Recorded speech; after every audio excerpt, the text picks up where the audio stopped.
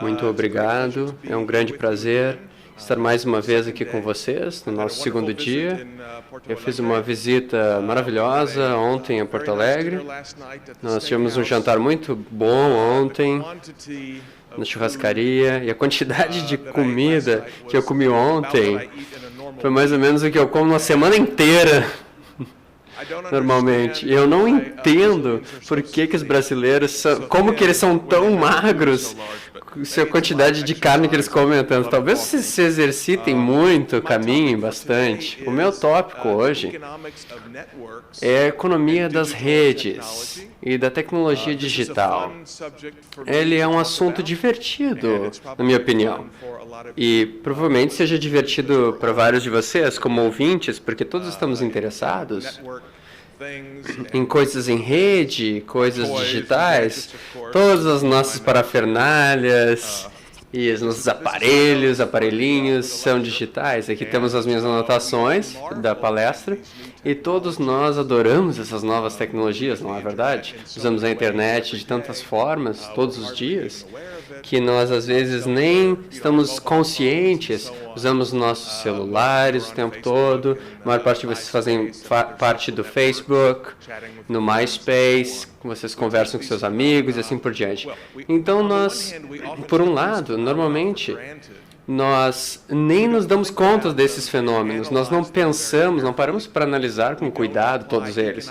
Não aplicamos análises econômicas para entender a sua natureza, as suas origens, suas implicações, desdobramentos para os empreendedores, para os negócios, para políticas governamentais e assim por diante. Ainda assim, por outro lado, às vezes, quando os comentaristas, economistas e acadêmicos, políticos tentam pensar sobre redes e tentam analisar as redes e a economia digital, eles chegam às conclusões erradas.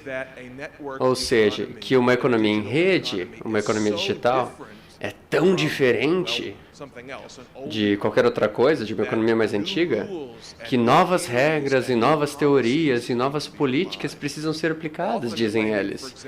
Por exemplo, autores dizem que o governo tem que ter um papel muito maior regulamentando e monitorando para garantir que as redes sejam neutras, que a concorrência seja justa, porque caso contrário, dizem eles, o mercado fracassará e não funcionará de forma adequada. Então hoje, o que vamos fazer é adotar uma perspectiva mais balanceada, mais equilibrada, para explicar as formas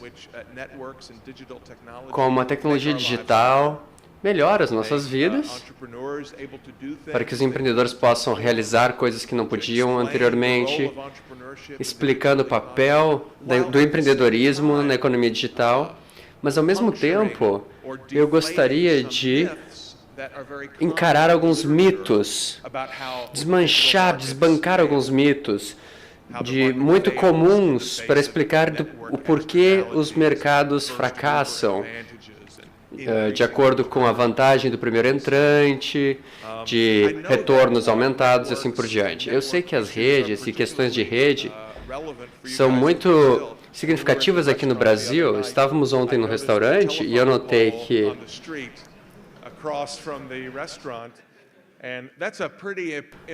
tinha esse poste, e aí tem essa rede bastante impressionante do outro lado da rua. Não temos redes com tantos nódulos assim, não é? Tantos fios lá onde eu moro, e isso me impressionou bastante. Há muito entusiasmo atualmente em relação à nova economia digital em rede. Quais tipos de coisas as pessoas têm em mente, suas preocupações? Bom, apenas observando as formas como as pessoas estão conectadas em rede atualmente é impressionante, se você comparar isso com o passado. Isso é algo extremamente importante, gera muita atenção. A internet, claro, é o exemplo mais patente, a forma que todos nós estamos conectados 24 horas por dia pelos nossos dispositivos móveis e tal. Você pode alcançar praticamente qualquer pessoa no mundo inteiro, praticamente a qualquer hora. E as pessoas até mesmo gostam, alguns momentos raros, que podem ficar num avião e aí o escritório não pode ligar para eles para passar o trabalho. Claro que isso já está mudando em vários aviões e vai, não sei aqui no Brasil, não sei se você pode talvez ir para a floresta amazônica, talvez lá você não tenha um sinal no seu dispositivo móvel, talvez eu esteja errado, talvez tenha pontos de conexão por toda a Amazônia, não sei. Mas vamos parar e pensar um pouquinho sobre isso. Essa é uma forma muito diferente comparado a como vivíamos no passado. Na verdade, os economistas que analisam o desenvolvimento econômico e a história econômica e a ascensão do capitalismo, normalmente se concentraram em aspectos de rede. Avner Griffith, da Universidade de Stanford, por exemplo, ele afirmou que não era uma coincidência que o comércio de longa distância surgiu no final da Idade Média no Mediterrâneo, entre grupos específicos de indivíduos. Ele afirma que havia um grupo de mercantes, de comerciantes judeus lá, que desenvolveram mecanismos confiáveis para comércio de longa distância, ou seja, você coloca a sua mercadoria no navio e manda para um porto distante. Ele, às vezes, demorava meses para chegar lá, e aí você tinha que esperar o pagamento em espécie ou outras mercadorias em troca, muitos meses depois disso. Esse era um sistema, havia um alto nível de confiança, de confiabilidade para qualquer comerciante, porque eles deveriam remeter suas mercadorias sem saber se iam receber e quando iam receber. Se vocês pensarem na nossa conversa sobre empreendedorismo que tivemos ontem, isso tem tudo a ver. Ninguém, de forma anônima, iria entrar numa transação comercial assim, certo? Mas, na verdade, quem desenvolveu esses mecanismos de comércio não fizeram de forma anônima. Eles estavam fazendo trading com outras pessoas dentro do seu subgrupo religioso e étnico, e assim eles mantinham registros precisos das identidades dos diferentes comerciantes, do seu comportamento passado. Havia muitos incentivos para o desenvolvimento de reputações positivas com relação à confiabilidade e honestidade. Quantos de vocês já compraram ou venderam algo no eBay, por exemplo? Ou no equivalente aqui no Brasil? No Mercado Livre aqui, por exemplo. E claro que o motivo pelo qual o eBay funciona é que depois que você vende ou compra, você tem a oportunidade de avaliar o vendedor.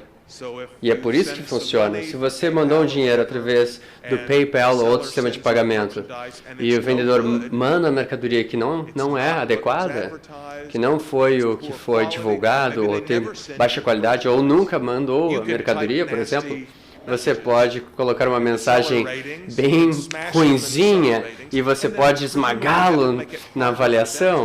E é claro que isso vai dificultar a vida dele para que ele venda a outros consumidores no futuro. E assim haverá um mecanismo de reputação bastante forte que vai permitir que um comércio de longa distância ocorra. E há centenas de anos atrás, antes do eBay, havia as comunidades que estavam geograficamente distantes, mas culturalmente próximas, e assim mantinham arquivos das atividades comerciais das pessoas, como essas avaliações do eBay e do Mercado Livre. E o que eu quero dizer é que os historiadores da economia histórica disseram que o efeito do comércio em rede foi que permitiu a revolução econômica e depois a revolução industrial e assim por diante. Então, o que foi muito raro e difícil e desafiador para os nossos ancestrais, nesse sentido, se tornou algo muito fácil para nós hoje em dia. Muitos comentaristas já observaram um papel do conhecimento, ou, de forma mais geral, dos recursos intangíveis, como a fonte da rentabilidade ou da vantagem competitiva. Disse, por exemplo, que na economia antiga, para uma empresa ter sucesso, tinha que ter muitos recursos tangíveis, como propriedade, fábricas, maquinário, matérias-primas, E é claro que isso ainda importa hoje, mas há empresas como o Google, o Facebook, o Twitter e assim por diante, que não têm muitas infraestruturas físicas, ou pelo menos a infraestrutura física que eles têm, com muitos computadores, ou fazendas de servidores, server farms.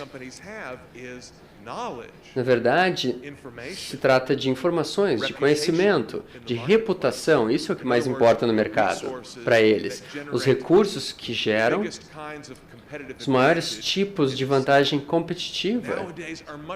Porque atualmente, esses recursos se tornaram mais intangíveis.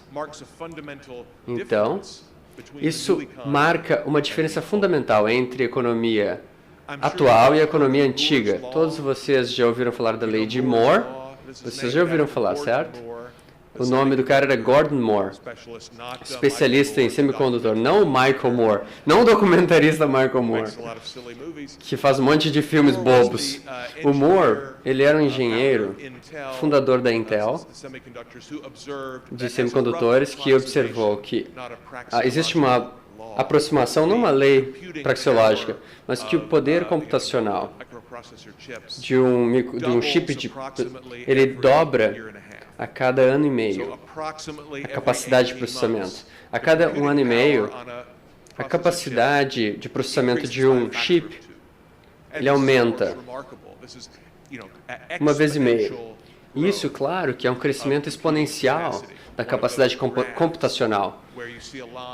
Você vê, se estivesse num gráfico, você ia ver uma linha que está crescendo, mas não só crescendo, mas crescendo de forma exponencial. E quando você estuda a economia digital, a nova economia, você analisa os dados, com frequência você vê muitas fotos com esse crescimento exponencial, com a quantidade de dados que você pode armazenar num pequeno chip de um certo tamanho. E não é só o aumento de 1 GB por ano. Não, ele está dobrando a cada ano. E todos vivenciamos isso, certo? E às vezes é até engraçado. Quando pensamos da capacidade de armazenamento que precisamos de fato nos nossos computadores, ou nos nossos iPods, ou nos nossos celulares, o número continua o mesmo, mas a unidade de medida é que muda, não é? Então, quando eu era jovem, antes de muitos de vocês nascerem, um bom computador tinha 64 KB de memória. E uns anos depois, o computador tinha 64 MB de memória. Era bom. E agora 64 MB. E amanhã vai ser terabytes. Vai mudar a medida. Na verdade, não importa muito a medida. Você simplesmente sabe que 16 não é suficiente, 32 é bom, 64 é que é bom. Muda a medida. Às vezes vemos esses gráficos com uma linha que desce. Normalmente é o custo de uma capacidade computacional. O custo econômico, ele cai a uma taxa cada vez mais veloz. O custo de transmissão de informações de um lugar para o outro também cai normalmente nesses gráficos. O que chamamos de lei de Metcalfe, também era outro engenheiro, essa lei tem a ideia de que o valor de uma rede e o benefício de fazer parte de uma rede é proporcional não ao número de nódulos, de pessoas que fazem parte,